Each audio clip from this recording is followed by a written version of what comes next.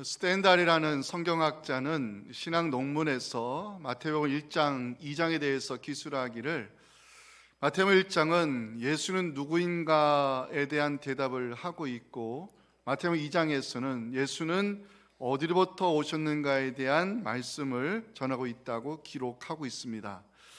마태복음 1장을 보면 계보가 등장하는데요, 이스라엘의 전체 역사와 연결시키면서 마태는 예수님을 하나님이 약속하신 메시아로 소개하고 있습니다.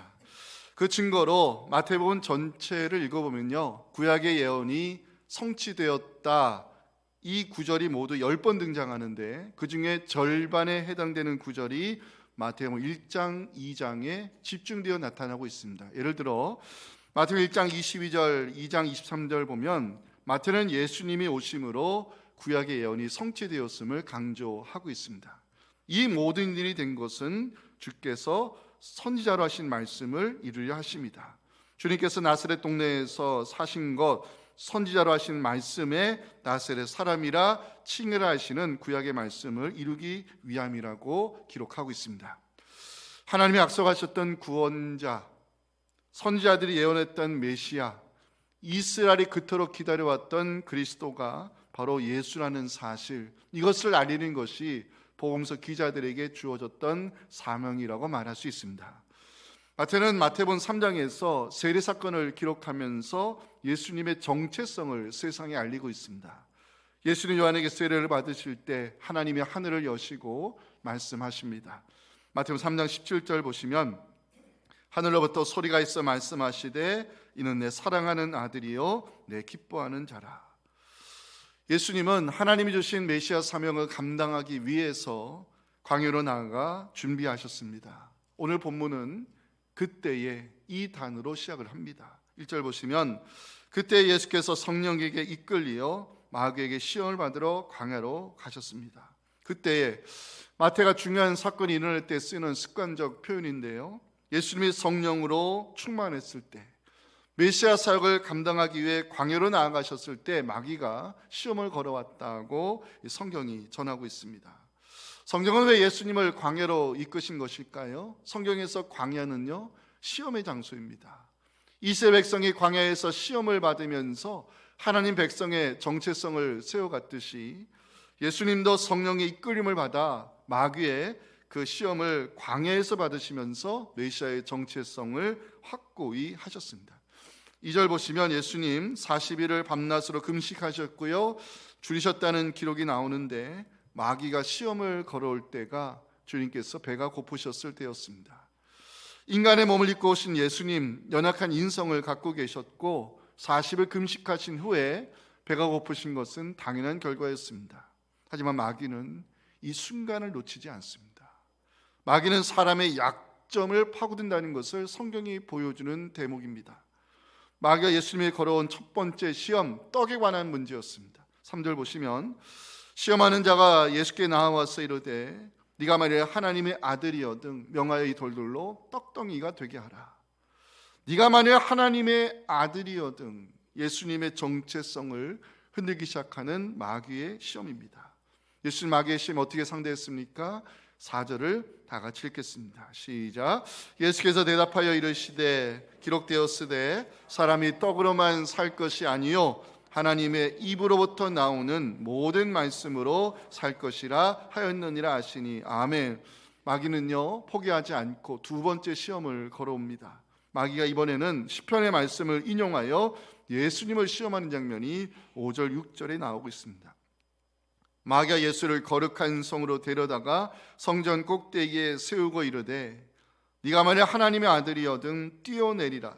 기록되었을 때 그가 너를 위하여 그의 사자들을 명하시리니 그들의 손으로 너를 받들어 바리돌에 부딪히지 않게 하리로다. 예수님 역시 이번에도 기록된 하나님의 말씀으로 마귀의 유혹을 물리치시는 장면 7절을 다 같이 읽겠습니다. 시작. 예수께서 이르시되 또 기록되었으되 주 너의 하나님을 시험하지 말라 하였느니라 하시니 아멘.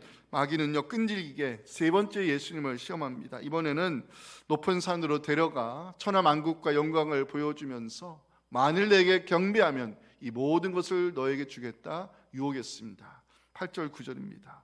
지극히 높은 산으로 가서 천하만국과 영광을 보여주면서 만약에 엎드려 경배하면 이 모든 것을 내게 주겠다 시험했습니다.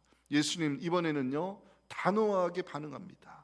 그리고 역시 말씀으로 마귀의 시험을 물리치셨습니다. 10절을 다 같이 읽겠습니다. 시작. 예수께서 말씀하시되 사탄아 물러가라 기록되었으되 주 너의 하나님께 경배하고 다만 그를 섬기라 하였느니라. 아멘. 예수님과 마귀의 싸움 결과 어떻게 됐을까요? 11절 보시면 마귀는 예수를 떠나고 천사들이 나와서 수종드니라. 이 싸움의 결과를 우리에게 보여주고 있습니다. 광야 같은 세상을 살아가는 우리에게도 이 마귀 사탄의 시험 유혹 끊임없이 찾아오고 있습니다. 어떻게 하면 우리도 예수님처럼 이 마귀의 시험을 물리치고 이겨낼 수 있을까? 여기에 사순절을 보내는 우리에게 주시는 메시지가 있습니다. 우리 첫째 같이 읽어보겠습니다. 시작. 우리를 살게 하는 것은 하나님의 말씀밖에 없습니다. 오늘 본문은요 그때에 이 단어로 시작을 합니다. 그때에 언제입니까? 예수님이 성령으로 충만했을 때입니다. 하나님이 하늘에서 예수님의 정체성을 선포하시고 은혜가 임했을 때입니다. 중요한 것은 그때가 바로 마귀가 시험을 걸어오기 쉬울 때라는 것입니다. 성령으로 충만할 때, 은혜가 임하였을 때 마귀는 시험을 걸어온다고 성경은 보여주고 있습니다. 왜냐하면요 선줄로 생각했을 때가 넘어지기 쉬운 때이기 때문입니다. 예수님께서 공생의 사역을 준비하기 위해 광야로 나가 40일을 금식하십니다. 40일을 금식하신 주님 배가 고프셨다고 2절에서 보여주고 있죠. 그런데 이때 마귀가 예수님을 첫 번째로 시험합니다. 3절 시험하는 자가 예수께 나와서 이르되 네가 만일 하나님의 아들이거든 명하의 돌들로 떡덩이가 되게 하라. 마태는 마귀를 시험하는 자로 기록하고 있습니다. 이 마귀가 헬라어로 디아블로스거든요. 이게 무슨 뜻인지 아세요? 디아블로스 비방하다, 고소하다, 참소하다 이런 뜻을 갖고 있는 단어입니다. 마귀는 그리스도인들을 비방하고 고발하며 참소하기 위해 시험을 걸어오는데 먼저 마귀는 예수님의 정체성을 흔들기 시작합니다. 3절, 6절 보실까요? 네가 만일 하나님의 아들이거든. 6절 네가 만일 하나님의 아들이거든. 이 말을 두 번이나 하는 이유는 메시아의 정체성을 흔들기 위함이었습니다. 마귀는 예수님의 약점을 건들기 시작합니다. 예수님이 40일을 금식하고 줄이셨다. 이것은요 예수님이 인간의 몸을 입고 오신 증거고요 그리고 당연한 결과라고 말할 수 있습니다. 하지만 예수님의 배고픔은 마귀에게 약점을 건드리는 기회가 되었다는 것입니다. 마귀는요 사람의 약점을 정확히 알고 있고요 그 약한 부분을 건드린다는 것을 우리 잊어서는 안 됩니다. 아브라함에게 약점이 뭐였죠? 조급함이었습니다. 하나님의 때를 기다리지 못하고 결국에는 하갈과 동침해서 이스마엘을 낳아버리면서 그 가정의 불화가 시작이 됐습니다. 모세의 약점은 혈기였습니다. 모세는 무리바에서 혈기를 부리면서 그 지팡이로 바위를 내려쳤고요 결국 하나님의 거룩하심을 드러내지 못하여 가나안 땅에 들어가지 못하는 이유가 됐습니다.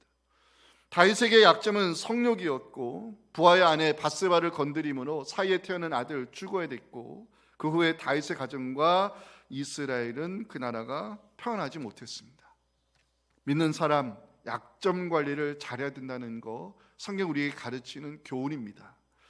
마귀가요 네가 하나님의 아들이여든 돌들로 떡을 만들어 보라 시험하는 이유가 무엇일까요?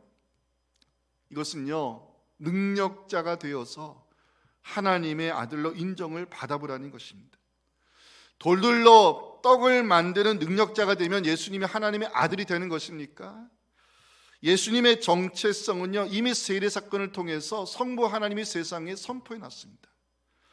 마귀는 왜 돌들로 떡을 만들어 보라 시험하는 것입니까? 사명에 매여 살지 말고 떡에 매인 인생으로 살아보라는 것입니다. 마귀는 배고프신 예수님에게 돌들로 떡을 만들 능력이 있지 아니하느냐 그 능력으로 떡을 만들어서 떡에 매인 인생을 살아보라고 유혹하고 있습니다. 많은 사람들이 떡에 매인 인생을 살고 있습니다. 떡만 만들 수 있다면 모든 수단을 정당하면서 현대인들은 떡을 만드는 사람을 능력자로 인정하고 있습니다. 사랑하는 성도 여러분, 그리스도인은 떡에 매인 인생이 아닌 사명에 매인 인생을 살아야 됨을 잊지 마시기 바랍니다. 마귀가 예수님에게 돌들러 떡을 만들어 시험하라는 것은 하나님 주신 능력을 너 자신을 위해 쓰라는 유혹이었습니다. 예수님의 공생애를 살펴볼까요? 병든 자를 고치셨습니다. 오병이인 기적을 일으키셨습니다.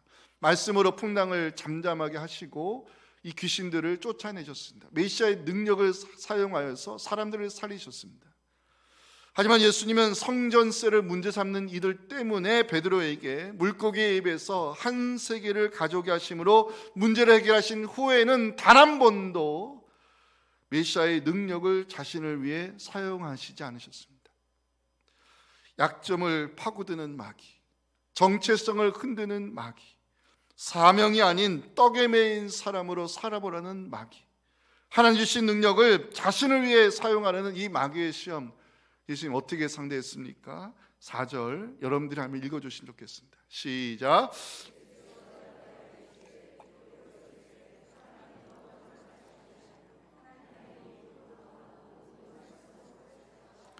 저기 4절 마지막 봐주세요. 4절 마지막, 말씀으로 살 것이라, 말씀으로 살 것이라. 저는 이것을 깊이 묵상하면서 중요한 진리를 깨달았습니다.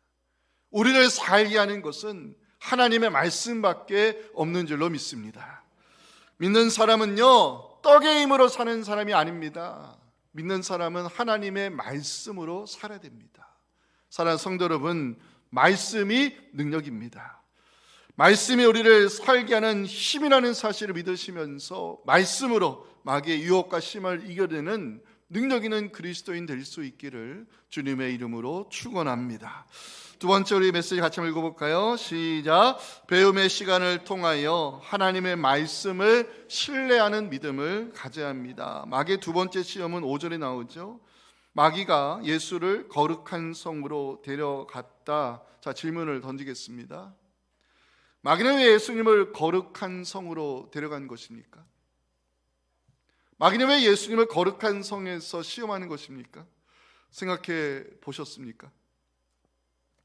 성경학자들은 이 거룩한 성, 홀리시티, 이거를 성전이 있는 예루살렘으로 해석을 합니다. 거룩한 성, 예루살렘은 성전이 있는 곳이죠. 하나님의 임재가 머무르는 도성입니다. 그리고 앞으로 예루살렘은 어떻게 된 것입니까? 예수님이 오신 이후에 그 예루살렘은 그리스도의 십자가가 세워질 것이고요, 부활의 주님이 죽음의 권세를 꺾어버리는 곳이 될 것입니다. 그 예루살렘은 성령이 임하여 교회가 세워질 것이고요, 복음의 물결이 세상에 흘러가는 시작점입니다. 마귀가 예수님을 거룩한 성으로 데려다가 시험을 거는 이유는 그 하나님의 도성을 빼앗기 위함이요, 그리스도의 십자가 사역을 방해하기 위함이며 복음의 물결을 막기 위한 계략 때문입니다. 마귀가 예수님 어떻게 유혹합니까? 6절 보실까요? 네가 만일 하나님의 아들이거든 뛰어내리라. 기록되었으되 그가 너를 위하여 그의 사자들을 명하시리니 그들이 손으로 너를 받들어 바리돌에 부딪히지 않게 할 것이다. 놀랍게도 마귀가 성경에 기록된 말씀으로 예수님을 시험하고 있어요. 이 6절은 시편 91편 11절을 인용한 것인데요, 마귀가 성경의 말씀을 가지고 하나님의 아들을 시험한다는 이 자체가 놀라움을 금할 수 없습니다. 마귀가 예수를 향해서 뛰어내리라, 하나님의 사자들을 명하시어 너의 발이 돌에 부딪지 않게 하실 것이다, 시편의 말씀을 가지고 시험한 것은 두 가지 이유 때문입니다. 하나는 유명한 자가 되어보라는 것입니다. 성전 꼭대기에서 뛰어내리면 하나님이 약속하신 대로 천사들이 너의 발을 돌에 부딪히지 않게 할 것 아니냐, 너는 그 순간에 유명한 자가 될 것이다. 마귀가 유혹하고 있습니다. 이것은 메시아의 사명을 포기하라는 시험이었습니다. 십자가 고난의 길을 가지 말고 유명한 자가 되어서 메시아의 사명을 포기하라고 마귀가 유혹하고 있습니다. 또 하나는 마귀가 하나님을 신뢰하지 못하게 만드는 시험이었습니다. 시편 91편에 기록하기를 천사가 너를 받들어 발이 돌에 부딪히지 않게 하겠다고 성경에 말씀하고 있지 않느냐. 만약 네가 뛰어내리지 않는다면 너는 성경을 믿지 않는 것이고, 뛰어내려는데도 천사가 보호하지 않는다면 성경의 말씀이 틀렸다는 것. 마귀의 시험은요, 결국 성경의 말씀을 주신 하나님을 신뢰하지 못하게 만들고 있는 유혹을 하고 있는 것입니다. 마귀가 얼마나 간교한가 보여드릴까요? 마귀가 인용한 6절과 실제로 성경에 기록된 시편 91편 11절 12절을 보여드리겠습니다. 비교해 보시면 마귀가 얼마나 영악한 존재인지 알 수 있어요. 자, 6절에서 마귀는 어떻게 인용하죠? 그가 너를 위하여 그의 사자들을 명하시리니 그들이 손으로 너를 받들어 발에 돌이 부딪히지 않게 하리로다. 성경이 기록하고 있지 않느냐, 이렇게 시험하죠. 근데 실제로 기록된 시편 91편을 보면 그가 너를 위하여 그의 천사들을 명령하사, 여기까지는 똑같아요. 그런데 내 모든 길에서 너를 지키게 하심이라, 이거를 마귀가 삭제해버립니다. 차이가 보이시죠? 시편 91편은요 뛰어내림에 대한 말씀이 아니에요. 시편 91편은 성도의 인생 여정에 대한 말씀인데, 마귀가 내 모든 길에서 너를 지키게 하심이라, 이 구절을 삭제해버리고 천사들이 받들어 너의 발이 돌에 부딪히지 않게 하리라, 이 부분만 강조하면서 예수에게 뛰어내려보라, 유명한 자가 되어보라, 사명을 포기하라 유혹하고 있는 거예요. 예수님 마귀의 시험을 어떻게 상대했습니까? 자, 7절을 다 같이 읽겠습니다. 시작. 예수께서 이르시되 또 기록되었으되 주 너의 하나님을 시험하지 말라 하였느니라 하시니, 아멘. 유명한 자가 되어보려는 마귀의 시험은요, 십자가 고난의 길을 가지 말라, 메시아의 사명을 포기하라, 사탄의 유혹이었습니다. 하지만 예수님, 하나님이 주신 고난받는 메시아의 사명을 잊지 않았습니다. 마태복음 16장 21절 보시면 예수님 제자들에게 말씀합니다.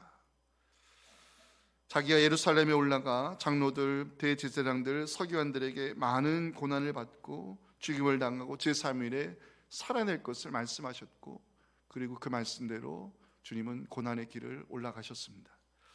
기억하실 것은 시편의 말씀을 오용하여 시험하는 마귀를 예수님은 신명기 6장 16절에 기록된 성경의 말씀으로 물리치셨다는 것입니다. 저는 말씀을 묵상하면서 우리에게 주시는 메시지가 있음을 알게 되었습니다. 배움의 시간을 통하여 하나님의 말씀을 신뢰하는 믿음을 우리는 가져야 한다는 것입니다. 어떻게 하면 우리도 예수님처럼 하나님 말씀을 신뢰하는 믿음의 사람 될 수 있을까? 배움의 시간이 필요하다는 것입니다. 오늘 본문은 예수님이 3번에 걸친 마귀의 시험을 모두 기록된 말씀으로 물리치는 결과를 보여주고 있습니다. 4절, 7절, 10절 보실까요? 기록되었으되, 기록되었으되, 기록되었으되. 예수님이 마귀의 시험을 물리칠 때 사용했던 무기는 기록된 성경의 말씀이었습니다. 예수님이 기록된 말씀을 사용했다는 것은 예수님이 백음의 수고를 감당했다는 것입니다. 예수님도 성령으로 훈련받으시고 배움의 시간을 통하여 말씀으로 시험을 이겨내셨다면 당연히 우리도 말씀을 배우는 일에 열심을 내야 하는 것입니다. 성도 여러분, 훈련 목회에 적극적으로 참여하시기 바랍니다. 삼위일체 하나님에 대해서 배우고 싶으시다면 세가랴 성경 공부 참여하시면 됩니다. 성경의 전체적인 역사를 배우고 싶다면 신구약반에 들어가시면 됩니다. 믿음에 대하여 체계적으로 배우고 싶으시다면 성장반에 들어오시면 됩니다. 배움의 시간을 통해서 하나님의 말씀을 정확히 깊게 알아가심으로 말씀의 능력으로 마귀의 시험을 이겨내는 우리의 복된 믿음 될 수 있기를 간절히 소망합니다. 마지막 우리 메시지 같이 봅니다. 시작. 우리가 경배할 분은 오직 하나님밖에 없습니다. 마귀의 집요한 시험이 8절에서 계속되고 있어요. 8절 보시면 이번에는 예수님을 높은 산으로 데리고 가서 천하만국과 그 영광을 보여주면서 9절에 이렇게 말합니다. 내게 엎드려 경배하면 이 모든 것을 내게 주리라. 자, 마귀가 엎드려 경배하면 이 모든 것을 주겠다 말하는 것은요, 잘 들으세요. 경배의 대상을 바꾸면 그 경배의 대가를 내가 책임지겠다는 유혹이었습니다. 마귀의 시험이 얼마나 잘못된 것이냐. 마귀가 뭘 보였죠? 천하만국과 그 영광. 여기 천하만국은요 헬라어로 모든 나라를 뜻하거든요. 그 세상에 속한 모든 나라가 과연 사탄의 권세 아래 있느냐? 세상의 주인은 사탄이 아니라 하나님이십니다. 세상 역사의 주관자도 하나님이시고요, 나라를 흥하게 하시고 망하게 하는 능력도 역사의 주인이신 하나님의 손에 달려 있습니다. 욥기 12장 23절에 유명한 고백이 나와요. 이건 욥의 고백이거든요. 민족들을 커지기도 하시고 민족을 멸하기도 하시며 민족들을 퍼지기도 하시고 다시 끌려가게 하시는 분이 바로 하나님이라고 욥이 고백합니다. 사도 바울 마지막 때에 그리스도께서 세상의 모든 나라를 아버지 하나님께 바칠 때가 올 것이라고 고린도전서 15장 24절에서 이 말씀을 선포합니다. 그가 모든 통치와 모든 권세와 능력을 멸하시고 세상 나라를 아버지 하나님께 바칠 세상 마지막 때가 올 것이라고 성경은 말씀합니다. 마귀가 경배의 대상을 바꾸면 이 모든 것을 주겠다 유혹했을 때 예수님 이번에는요 단호하게 반응합니다. 그 10절의 말씀을 물리치시는데 우리 모두의 고백으로 읽어야 될 말씀입니다. 함께 읽겠습니다. 이에 예수께서 말씀하시되 사탄아 물러가라, 기록되었으되 주 너의 하나님께 경배하고 다만 그를 섬기라 하였느니라. 아멘. 저는 말씀을 묵상하면서 사탄 마귀는 지금도 우리에게 경배의 대상을 바꾸라고 유혹하고 있다는 것을 알게 됐습니다. 어떤 사람에게 경배의 대상은 정치 권력입니다. 어떤 사람에게 경배의 대상은 물질과 돈입니다. 어떤 사람에게 경배의 대상은 나를 잘되게 해준다는 우상이 될 수 있습니다. 권력이나 돈, 우상은 경배의 대상이 아닙니다.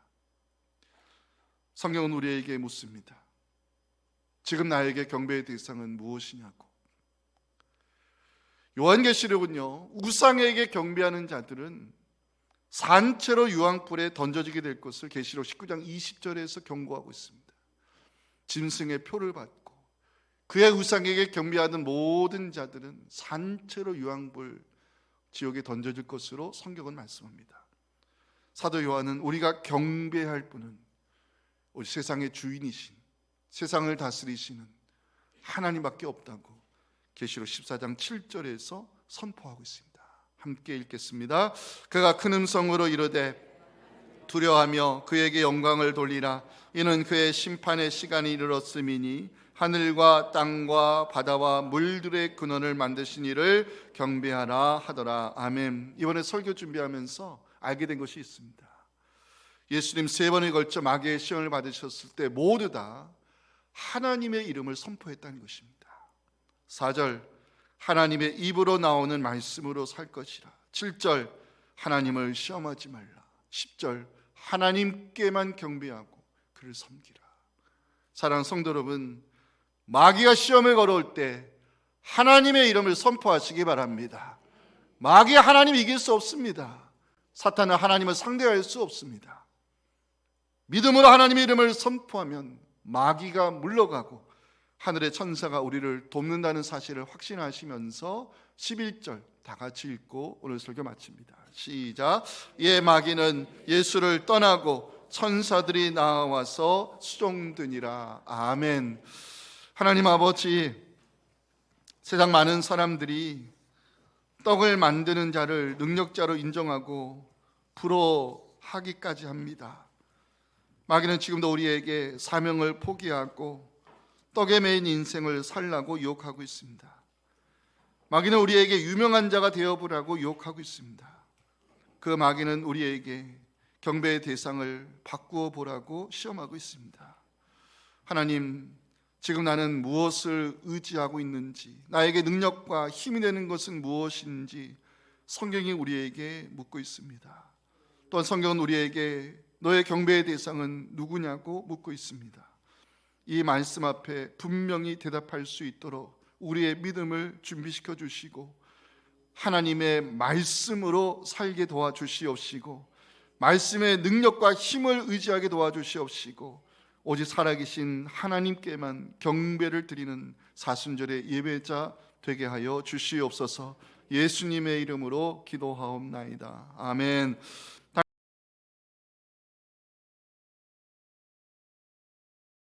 지금도 살아계셔서 언제나 우리에게 힘과 능력이 되시는 우리 구주 예수님의 은혜와 믿는 자로 하여금 승리할 수 있도록 도우시는 아버지 하나님의 크신 사랑과 성령의 역사하심이 오늘 주신 말씀을 가지고 삶의 자리로 돌아가 하나님의 말씀으로, 하나님의 거룩하신 이름으로, 십자가 보혈의 능력으로 마귀의 시험과 유혹을 이겨내고 하나님의 거룩하신 이름을 세상에 선포하기 원하는 우리 사랑하는 성도들의 이 간절한 기도와 또 삶의 자리와 또 사랑하는 우리 자녀들 섬기는 교회 위에 지금부터 영원토록 함께 하시기를 간절히 축원하옵나이다. 아멘.